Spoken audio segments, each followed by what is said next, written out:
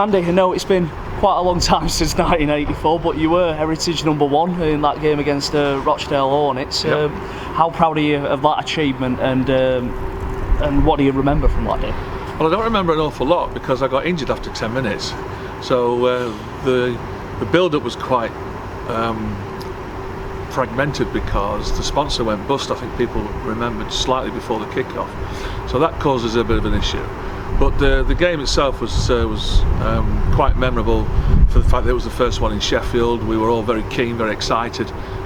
Yes, we got off with a win, but my own contribution was about 10 minutes before I cut my head. So whilst it was a very proud day, and certainly being based in Sheffield, it was a massive occasion for everybody around, the individual performance didn't last very long, I'm afraid.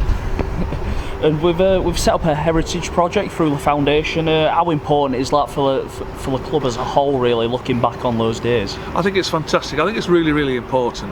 Every club has a history, and when we're trying to attract new players, new sponsors, we have to be able to sell on what we've done, where we've been. Historically, a lot of good players have come through this club, from 0-1 to whatever number we're at to now. So the history is massive, and any of the bigger clubs, the Super League clubs, have a big heritage project too.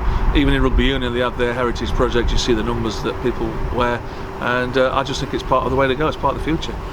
Definitely, and it's kind of like split into two with the Eagles, like the pre-merger and after-merger, but there was success in both of those eras. I think relative success. I think partly getting a team on the pitch after the sponsors went bust, and then some of the developments that we had in the early days culminated in that Premiership final, that Premiership win.